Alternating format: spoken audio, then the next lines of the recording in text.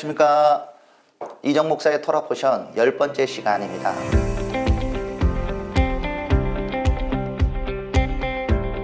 이번 주 파라샤 제목은 미케츠, 끝이라는 뜻입니다.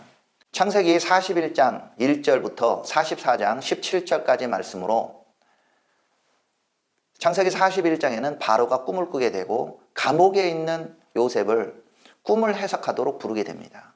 그 꿈을 하나님의 은혜로 말미암아 해석하게 되고 요셉은 전 애굽을 다스리는 총리가 되게 됩니다. 그리고 오네 제사장의 딸과 결혼하고 2명의 아들을 두고 이런 그 꿈에 따라 자기가 7년의 풍년을 준비하게 되고 그 다음에 이어지는 7년간의 흉년이 시작되면서 양식을 구하기 위해서 요셉의 형들이 애굽을 찾아오게 됩니다. 그들을 만났던 요셉은 바로 장신이 요셉이라는 걸 밝히지 않고 여러 가지 시험하게 되는데 시므온을 구류하게 되고 그 형들은 다시 가나안 땅으로 돌아가게 됩니다. 나중에 베냐민을 데리고 오도록 요청을 하게 되고 베냐민이 왔을 때 요셉과 만나고 이 베냐민을 말미암아 시험하는 장면에서 끝나게 됩니다.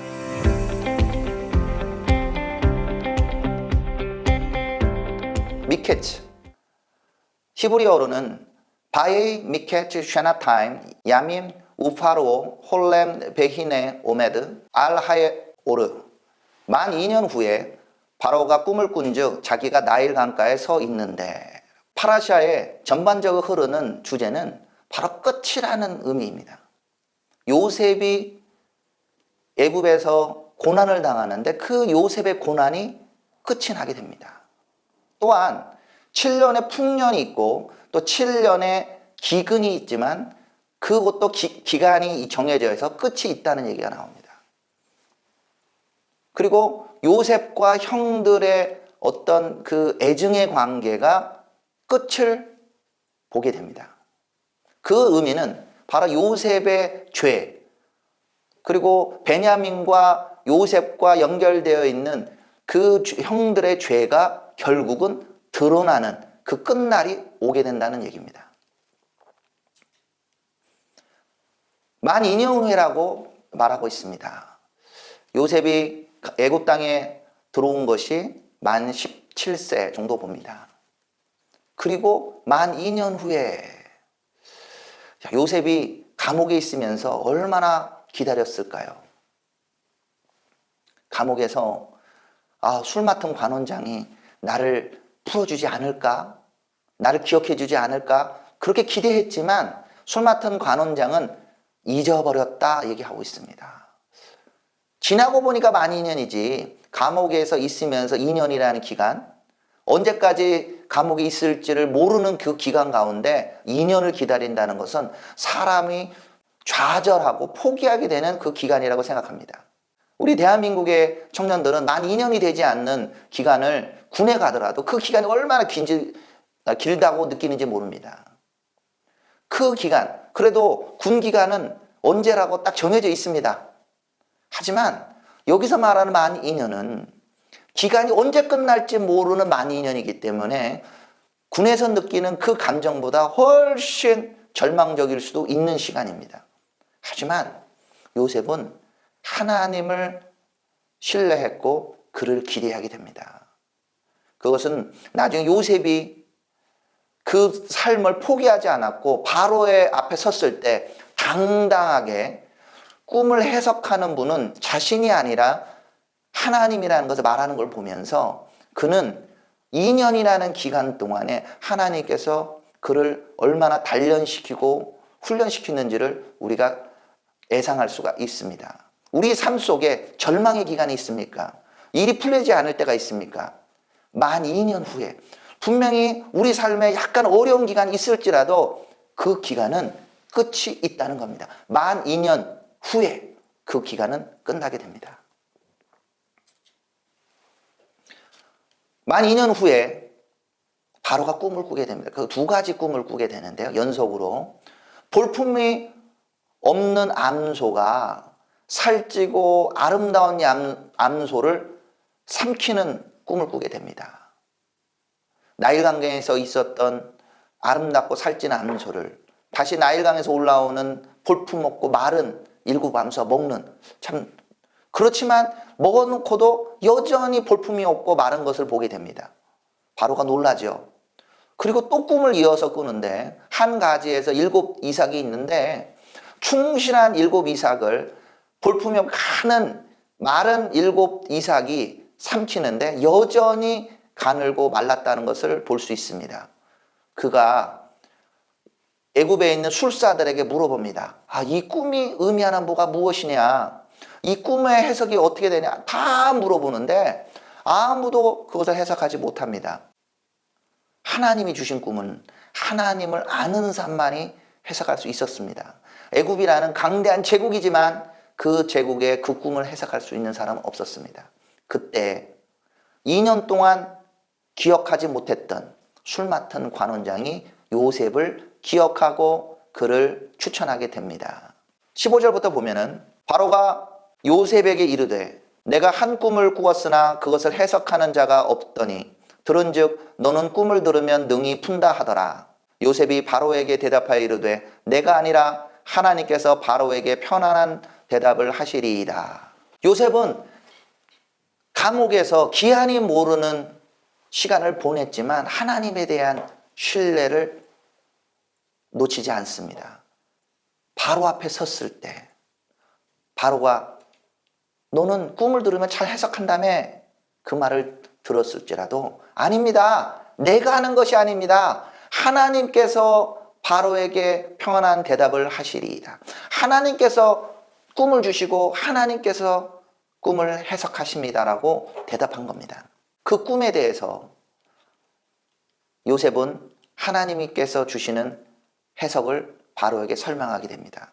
28절에 내가 바로에게 이르기를 하나님이 그가 하실 일을 바로에게 보이신다 함이 이것이라.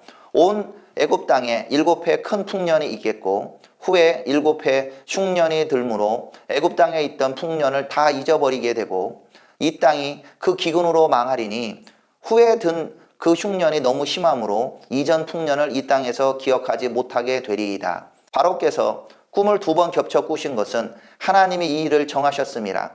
하나님이 속히 행하시리니 이제 바로께서는 명철하고 지혜 있는 사람을 택하여 애굽 땅을 다스리게 하시고. 요셉은 그 꿈이 하나님께서 정하시고 그것을 바로에게 계시했다는 것을 말합니다. 그리고 자기가 이것을 하겠다고 하지 않고 바로에게 명철하고 지혜 있는 사람을 선택해서 이것을 대비하라, 애굽 땅을 다스리게 하라고 말하고 있습니다. 네, 자신을 높이는 것이 아니라 본인은 낮추는 겸손함으로 다른 사람을 세워주고 특히 하나님을 높이는 것을 보게 됩니다. 이때 바로는 그 사람이 바로 요셉이라는 것을 지적하면서 그에게 애굽 땅을 다스리게 합니다. 말씀을 보면 38절에 바로가 그의 신하들에게 이르되 이같이 하나님의 영에 감동된 사람을 우리가 어찌 찾을 수 있으리요 하고 요셉에게 이르되 하나님의 이 모든 것을 내게 보이셨으니 너와 같이 명철하고 지혜 있는 자가 없도다. 너는 내 집을 다스리라. 내 백성이 다 내 명령에 복종하리니 내가 너보다 높은 것은 내 왕자뿐이니라. 바로가 또 요셉에게 이르되 내가 너를 애굽 온 땅의 총리가 되게 하노라 하고 자기의 인장 반지를 빼어 요셉의 손에 끼우고 그에게 세마포 옷을 입히고 금사슬을 목에 걸고 자기에게 있는 버금수레에 그를 태우매 무리가 그의 앞에서 소리 지르기를 엎드리라 하더라. 바로가 그에게 애굽 전국을 총리로 다스리게 하였더라. 감옥에 있던 요셉이 그 끝에 그 고난이 끝나고 애굽의 총리가 되게 됩니다. 바로가 요셉에게 이렇게 주게 된 이유는 요셉의 안에 있는 하나님을 보았기 때문입니다. 이와 같이 하나님의 영에 감동된 사람을 우리가 어찌 찾으리요? 그렇습니다. 우리의 개인의 능력이 아니라 우리 안에 하나님의 영이 충만하면 그것을 하나님을 모르는 그 사람도 알아보게 됩니다. 요셉 이전에 있는 믿음의 우리의 선진들, 족장들이 그렇게 했습니다. 아브라함의 삶을 통해서 그 가난한 사람들이 그를 인정했고, 이삭을 보고 아비멜렉이 와서 언약을 맺자 하고 야곱을 인정하게 됩니다. 하나님의 영에 감동된 사람을 하나님이 더 큰 일을 맡기시는 겁니다. 그렇지만 그 때가 있다는 거죠. 바로 되는 것이 아니라 그때 하나님이 정해준 기간을 포기하지 않고 충성되게 기다린 사람, 바로 미케츠, 끝을 기대하는 사람이 그 일을 맡을 수가 있습니다. 7년의 풍년이 있습니다. 그 7년의 풍년 동안에 47절에 보면 7해 풍년에 토지 소출이 심히 많은지라 요셉이 애굽 땅에 있는 그 7년 곡물을 거두어 각 성에 저장하되 각 성읍 주위에 밭의 곡물을 그 성읍 중에 쌓아두매. 그는 그 꿈에 따라 애굽에서 준비하게 됩니다. 풍년 동안에 그 땅 소출의 5분의 1을 모으게 됩니다. 저장하게 됩니다. 저장하기 위해서 여러 가지 저장하는 창고를 많이 짓게 됩니다. 우리는 하나님이 꿈을 주고 예언을 받을 수 있습니다. 그렇지만 많은 사람들은 예언을 받고 행동하지 않아요. 우리가 요청하는 것은 바로 그 예언에 맞게 행동하는 걸 요청합니다. 바로 요셉은 예언을 받고 꿈을 해석하는 것에 따라서 그에 맞는 준비를 하게 됩니다. 7년 동안 곡물을 거두어서 각성에 저장했습니다. 그리고 7년의 흉년을 준비한 것을 보게 됩니다. 우리도 하나님이 주시는 그때 준비를 해야 됩니다. 하나님의 하라는 그 일을 준비하기를 소망합니다. 요셉이 총리가 되고 난 후 그는 이제 결혼을 하게 됩니다. 흉년이 들기 전에 요셉에게 두 아들이 나되 곧 온의 제사장 보디베라의 딸 아스낫이 그에게서 낳은지라. 요셉의 그의 장남의 이름을 므낫세라 하였으니 하나님이 내게 내 모든 고난과 내 아버지의 온 집 일을 잊어버리게 하셨다 하며, 차남의 이름을 에브라임이라 하였으니 하나님이 나를 내가 수고한 땅에서 번성하게 하셨다 함이었더라. 그 13년의 기간, 총리가 되는 30살까지 13년 기간 엄청 고난을 당합니다. 그 형들이 그를 죽이려 했고 그를 팔았고 그는 바다까지 내려가게 됩니다. 하지만 그 때가 올 때 바로 하나님이 그를 높이시고 그를 사용하시는 것을 저희가 볼 수 있습니다. 그의 장남의 이름, 나의 고난을 잊게 하시는구나. 그렇습니다. 우리가 잠시 어려움을 당할 수 있습니다. 괜한 오해를 받을 수 있습니다. 하지만 하나님을 신뢰하고 꾸준히 나아갈 때 그 끝에 하나님께 우리의 고난들을 잊게 합니다. 마치 여인이 해산의 고통이 있습니다. 굉장히 아프게 아이를 낳아요. 하지만 아이가 태어났을 때 그 고통을 잊어버립니다. 아이로 얻는 기쁨이 훨씬 크기 때문에. 마찬가지로 하나님이 우리에게 고난을 허락하시지만 장차 올 영광과는 좋게 비교할 수 없다고 바울 사도가 말하고 있습니다. 하나님께서 우리에게 말씀하시는 것은 바로 평안함과 은혜를 베푸시기 원하시는 것이죠. 그 차남의 이름처럼 하나님께서는 우리가 이 땅에서 사는 데 있어서 우리의 수고를 기억하시고 이 땅에서 우리를 번성케 하시기를 원하십니다. 7년의 풍년이 끝나고 기근이 시작됩니다. 준비한 사람은 확실히 틀립니다. 하나님의 말씀을 듣고 순종한 사람은 흔들리지 않습니다. 지금 코로나19의 사태로 말미암아 전 세계가 흔들리고 있습니다.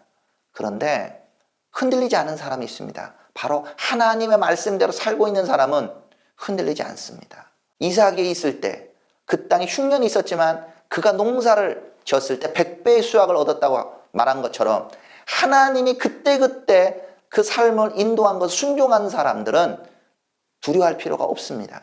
요셉의 말과 같이 7해 흉년이 들기 시작하며 각국에는 기근이 있으나 애굽 온 땅에는 먹을 것이 있더니 애굽 온 땅에 굶주림에 백성이 바로에게 부르짖어 양식을 구하는지라. 바로가 애굽 모든 백성에게 이르되 요셉에게 가서 그가 너희에게 이르는 대로 하라 하니라. 하나님의 말씀대로 준비한 요셉. 요셉의 말과 같이 준비한 애굽 땅에는 양식이 있었습니다. 해법이 있었습니다. 요셉에게 가서 그가 너에게 이르는 대로 하라 말하고 있습니다.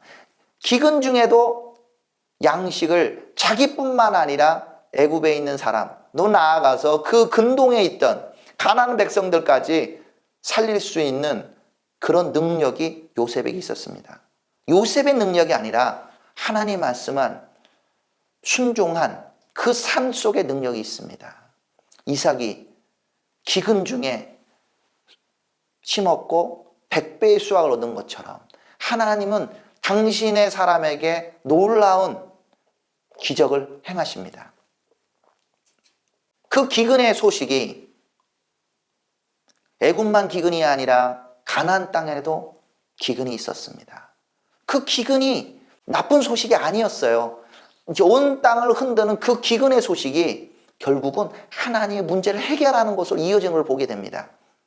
42장 1절에 보면 그때에 야곱이 애굽에 곡식이 있음을 보고 아들들에게 이르되 너희는 어찌하여 서로 바라보고만 있느냐.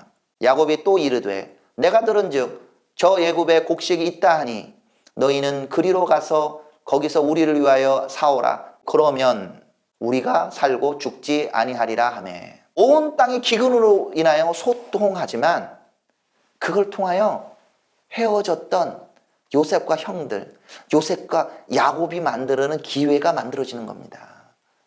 하나님이 그 안에 계획하심이 계신 거죠. 양식을 구하러 애굽 땅에 내려가는 그때에 야곱은 베냐민을 보내지 않습니다. 하나 남은 베냐민을 그 형들과 함께 보내면 마치 요셉을 잃어버린 것처럼 베냐민도 잃어버릴까 야곱은 두려워합니다.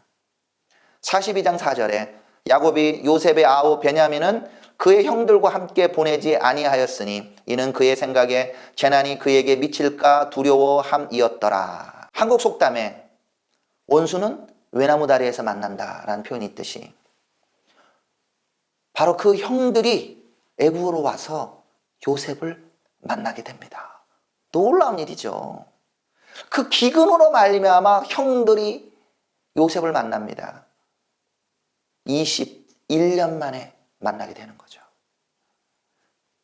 17살에서 애굽으로 가서 30살에 총리가 되고 7년의 풍년이 끝나고 기근이 시작된 시점, 21년이 지난 시점입니다. 근데 요셉은 그 형들에게 저 요셉이에요 하고 바로 얘기하지 않고 그들을 시험하게 됩니다. 우리 형들 어떻게 바뀌었을까? 어떤 사람일까? 그래서 그 형들에게 자신이 히브리 사람, 그들의 동생이라는 것을 바로 밝히지 않고 애굽 사람인 것처럼 총리인 것처럼 그들을 대하게 됩니다. 그러면서 형들을 시험합니다. 너희가 확실한 자들이면 너희 형제 중 한 사람만 그 옥에 갇히게 하고 너희는 곡식을 가지고 가서 너희 집안의 굶주림을 구하고 너희 막내 아우를 내게로 데리고 오라.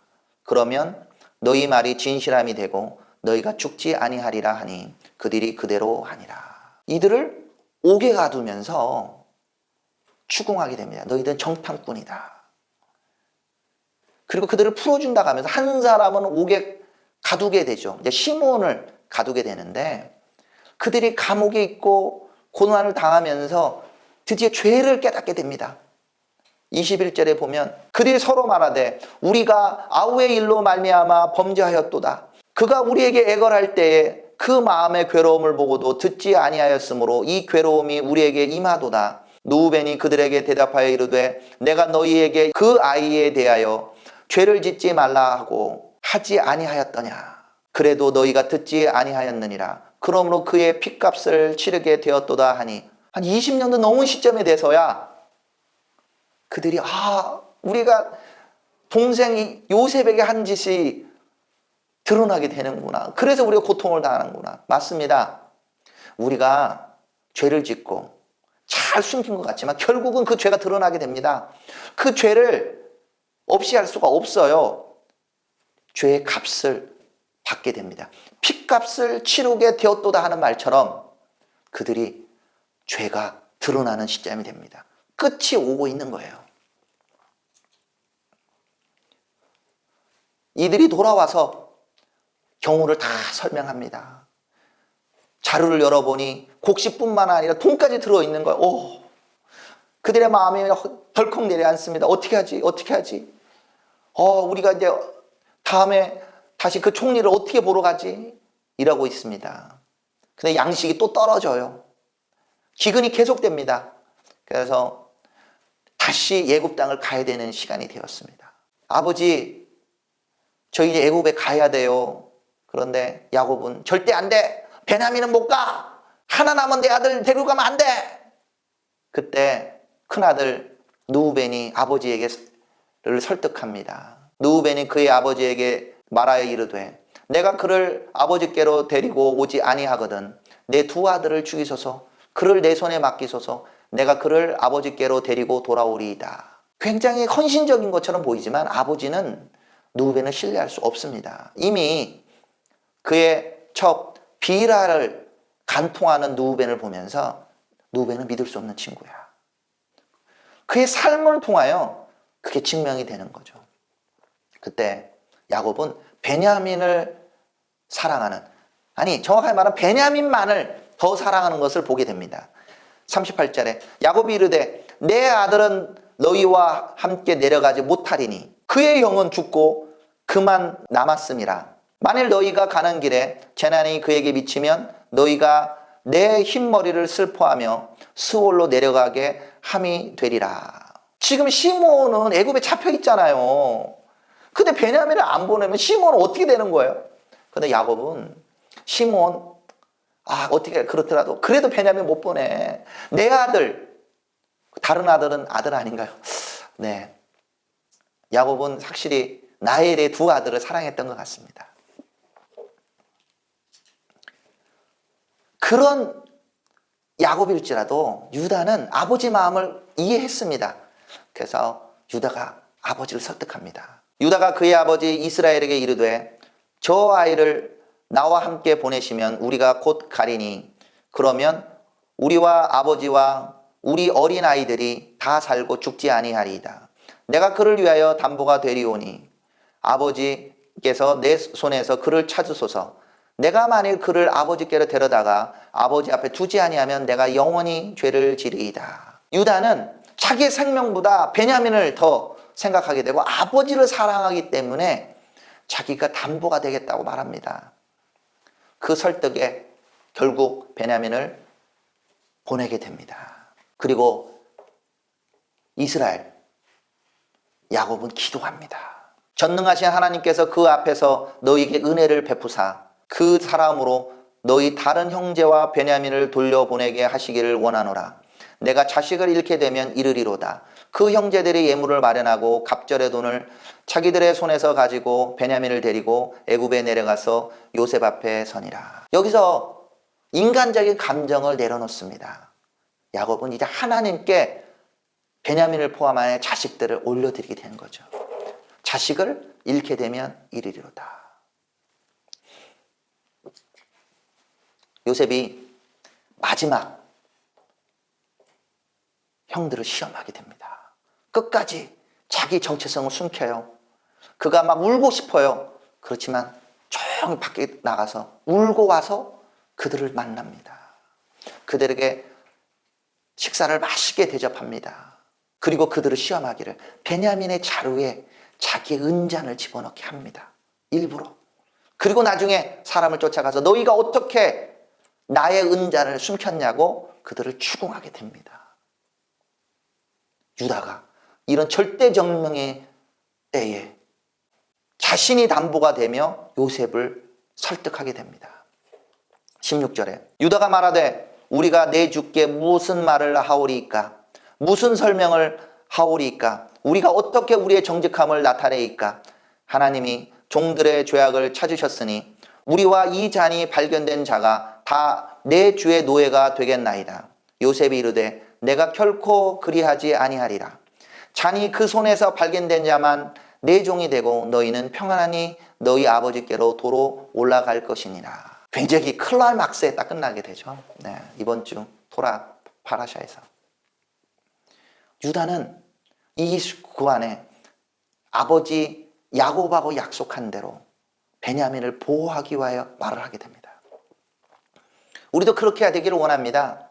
우리 형제를 지키기 위하여, 우리 아버지를 사랑하기에 우리 자신을 던지기를 소망합니다. 우리 다음 주에 나눌 때 더 구체적으로 나누기를 원합니다.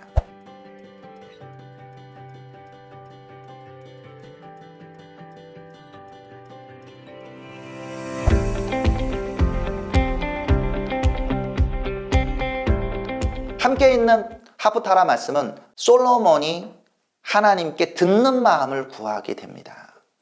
3장 7절을 보면 나의 하나님 여호와께서 주께서 종으로 종의 아버지 다윗을 대신하여 왕이 되게 하셨사오나 종은 작은 아이라 출입할 줄을 알지 못하고 주께서 택하신 백성 가운데 있나이다. 그들은 큰 백성이라 수요가 많아서 셀 수도 없고 기록할 수도 없사오니 누가 주의 이 많은 백성을 재판할 수 있사오리까? 듣는 마음을 종에게 주사 주의 백성을 재판하여 선악을 분별하게 하옵소서. 솔로몬은 마치 요셉이 바로에게 고백한 것처럼 꿈은 내가 해석하는 게 아닙니다. 나의 능력으로 이 백성을 다스릴 수 없습니다. 오직 하나님이 주시는 그 마음, 그 백성들의 소리를 듣는, 하나님의 소리를 들을 수 있는 마음을 주시옵소서. 그래서 주의 백성을 재판하여 선악을 분별하게 해달라고 구하게 됩니다. 11절에 이에 하나님은 그에게 칭찬을 하시면서 그가 구하지 않는 다른 것까지 주게 됩니다. 이에 하나님이 그에게 이르시되 내가 이것을 구하도다. 자기를 위하여 장수하기를 구하지 아니하며 부도 구하지 아니하며 자기 원수의 생명을 멸하기도 구하지 아니하고 오직 송사를 듣고 분별하는 지혜를 구하였으니 내가 내 말대로 하여 내게 지혜롭고 총명한 마음을 주노니 내 앞에도 너와 같은 자가 없었거니와 내 뒤에도 너와 같은 자가 일어남이 없으리라. 하나님의 마음을 구하는 사람이 백성의 지도자가 될 수 있습니다. 솔로몬은 하나님께서 주시는 그 지혜로운 마음으로 백성을 다스렸고 복을 받았습니다. 그 지혜가 어땠는지 한 예를 열왕기 기자는 말하고 있습니다. 두 여자가 찾아왔습니다. 한 아이를 두고 내 아이다, 내 아이다 서로 싸우고 있습니다. 물론 한 사람이 거짓말하고 있는 거죠.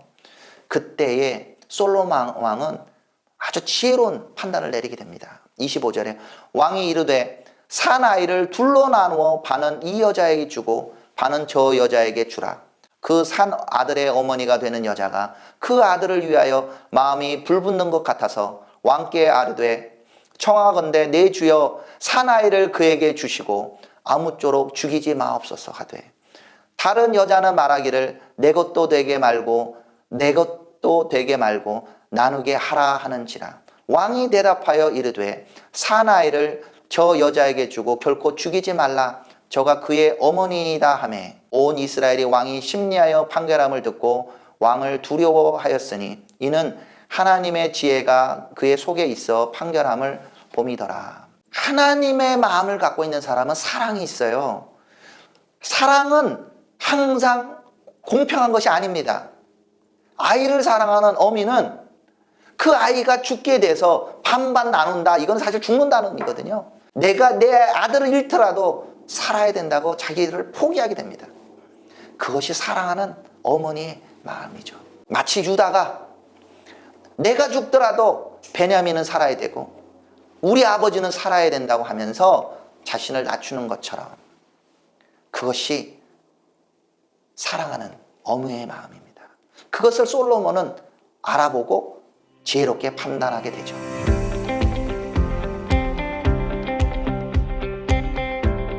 함께 읽는 신학의 말씀은 로마서 10장 1절부터 13절까지 말씀입니다. 바울은 여기서 이스라엘을 위하여 중보하게 됩니다.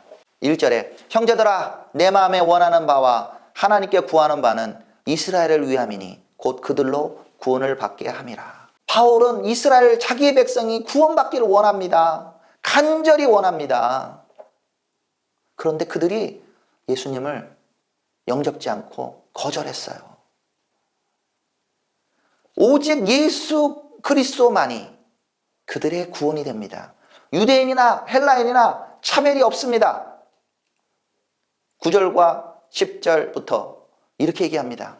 내가 만일 내 입으로 예수를 주로 시인하며 또 하나님께서 그를 죽은 자 가운데서 살리신 것을 내 마음에 믿으면 구원을 받으리라. 사람이 마음으로 믿어 의에 이르고 입으로 시인하여 구원에 이르니라. 성경에 이르되 누구든지 그를 믿는 자는 부끄러움을 당하지 아니하리라 하니 유대인이나 헬라인이나 차별이 없음이라. 한 분이신 주께서 모든 사람의 주가 되사 그를 부르는 모든 사람에게 부요하시도다. 누구든지 주의 이름을 부르는 자는 구원을 받으리라. 아멘. 유대인이나 헬라인이나 오직 예수와의 이름만을 부를 때 구원을 받을 수 있습니다. 지금도 이스라엘에 예수와를 부르는 사람이 1%도 되지 않습니다. 그들을 위해서 간구하는 심령이 우리 마음에도 부어지기를 원합니다. 바로 유다가 그 베냐민과 아버지 야곱을 향한 그 마음이 우리 안에도 부어지기 원합니다. 이스라엘을 위하여 중보하는 그 마음이 우리 마음에 부어지기를 원합니다. 이스라엘 구원을 위하여 우리가 함께 기도하기를 원합니다. 토라포션 81페이지에 요셉과 예수와의 유사점들을 잘 정리해놨습니다. 요셉이 형제들에게 미움을 받았고 예수와도 그 형제들에게 미움을 받고 죽임을 당했습니다. 형들은 그를 믿지 않았고 형들은 그의 다스림을 거절했습니다. 우리 예수와도 마찬가지입니다. 그 형제들이 그를 따르지 않고 믿지 않았습니다. 왕으로 모시지 않았습니다. 그를 영접하지 않았습니다. 하지만 하나님께서 그를 살리시고 높이십니다. 예수와께서 지금 유대인들에게는 숨긴 것처럼 보입니다. 많은 유대인들은 예수와를 지저스, 그냥 이방인의 신처럼 생각합니다. 그렇게 보입니다. 하지만 그렇게 만든 사람들은 요셉을 팔았던 형들이었어요. 근데 왜 예수와께서 바로 자기 자신을 계시하지 않을까요? 이스라엘 당신의 형제들의 마음을 시험하고 있습니다. 우리도 그 마음을 헤아려서 그 형제들이 예수와를 그들의 왕으로 영접할 수 있기를 함께 기도하기 원합니다. 요셉, 예수와 바로 두 면의 양면의 특성들이 있습니다. 토라포션 83페이지부터 85페이지까지 그 메시아의 두 가지 양면을 잘 정리해 놓고 있습니다. 요셉의 아들 메시아, 그는 고통받는 메시아의 모습을 보여줍니다. 이사야 53장에 나오는 것처럼 이스라엘의 죄 때문에, 그 형들의 죄 때문에 고통을 당합니다. 또 다른 측면은 다윗의 아들 메시아입니다. 그는 왕으로 통치합니다. 근데 우리의 메시아는 두 가지 측면을 다 갖고 계세요. 우리는 예수와께서 마시아흐 벤 요셉, 초림에서 고통받는 종과 마시아흐 벤 다비드, 재림하실 때 다스리는 왕의 두 가지 모습을 가지신 분이라는 것을 믿는다. 이사야 52장 13절부터 15절, 53장 12절, 시편 52편을 보라. 또한 그분은 트나크에서 말하고 있는 다른 메시힘에 의한 전조로서 기름 부음 받은 선지자이시며 제사장이시며 왕이시다. 우리 저자가 잘 정리해놨습니다. 두 가지 측면을 다 갖고 계세요. 이번 주 파라샤 미케치의 교훈을 정리해 보겠습니다. 범사에 그 기한과 때가 있습니다. 고난에도 끝이 있습니다. 환난에도 그 끝이 있습니다. 감추한 것이 죄가 드러난 때 끝이 있습니다. 요셉과 같이 예수와께서 그 형제들에게 정체성을 숨길 때도 있습니다. 하지만 결국은 그가 그 자신을 드러냅니다. 끝이 있다는 것을 반드시 기억하기를 원합니다.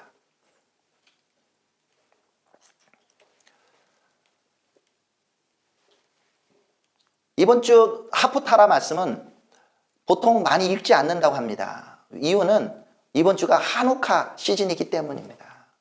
간단하게 한우카를 정리해보면, 한우카는 유다 마카비를 중심으로 유대인들이 셀루쿠스 왕조의 안티오쿠스 4세에 의하여 더럽혀졌던 성전을 되찾아서 하나님께 봉헌한 것을 기념하는 절기입니다. 그들이 성전을 회복하고 가봤더니 회파되어 있고 정결한 기름은 하루치밖에 없었습니다. 나머지 기름들을 준비하는 기간이 일주일이 걸렸어요. 그런데 그 하루밖에 안 남은 기름들이 기적적으로 파리를 타게 됩니다. 그래서 미케츠를 읽는 기간에는 다른 토라의 말씀을 읽기도 합니다. 민수기 7장 1절부터 8장 4절, 바로 성막을 세운 후 감독자들이 각 지파별로 드린 헌물에 대하여 매일 읽게 됩니다. 그럼 또한 함께 읽는 브리 하다시아 말씀은 요한복음 9장 1절부터 7절, 10장 22절부터 39절, 바로 수전절 기간에 예수님께서 그들에게 나타나서 말씀하시는 것들을 보여주게 됩니다. 요한복음 9장 1절부터 7절까지는 날 때부터 맹인된 사람을 주님께서 고치십니다. 실로암에 가서 씻으러 가면서 그가 눈이 보게 됩니다. 그때 예수님이 말씀하시죠. 내가 세상에 있는 동안에는 세상의 빛이로다. 그렇습니다. 예수와께서 세상의 빛이십니다. 그리고 10장 22절부터 39절, 예루살렘에 수전절이 이르니 때는 겨울이라. 바로 수전절 기간이 바로 겨울이죠. 12월 크리스마스 시즌이게 되는데요. 그때 예수님이 하신 말씀을 제가 기억하기 원합니다. 23절, 예수께서 성전한 솔로몬 행각에서 거니시니 유대인들이 에워싸고 이르되 당신이 언제까지나 우리 마음을 의혹하게 하려 하나이까? 그리스도이면 밝히 말씀하소서 하니 예수께서 대답하시되 내가 너희에게 말하였으되 믿지 아니하는도다. 내가 내 아버지의 이름으로 행하는 일들이 나를 증거하는 것이거늘 너희가 내 양이 아니므로 믿지 아니한도다. 그렇습니다. 저희가 한우카를 기념합니다. 이스라엘에서도 하누키아 9개 가지가 달린 촛대에 불을 붙이면서 기념합니다. 그런데 예수님 자신이 직접 얘기하고 있습니다. 그 한우카의 주인이 당신이라는 것을, 바로 유대인들이 기다리고 있던 그리스도 메시아라는 것을 말씀하고 있는 겁니다. 너희가 내 양이 아니므로 믿지 아니하는도다. 우리 특별히 이 한우카 기간 가운데 유대인이 눈이 열어져서 바로 빛으로 오신 예수와를 영접하기를 위하여 함께 기도하기를 원합니다. 다음 주 파라샤는 바이가시, 그리고 그가 다가갔다입니다. 토라의 말씀은 창세기 44장 18절부터 47장 27절, 하프타라 말씀은 에스겔서 37장 15절부터 28절 말씀, 신약의 말씀은 에베소서 2장 1절부터 10절 말씀입니다. 감사합니다. 다음 주에 뵙겠습니다.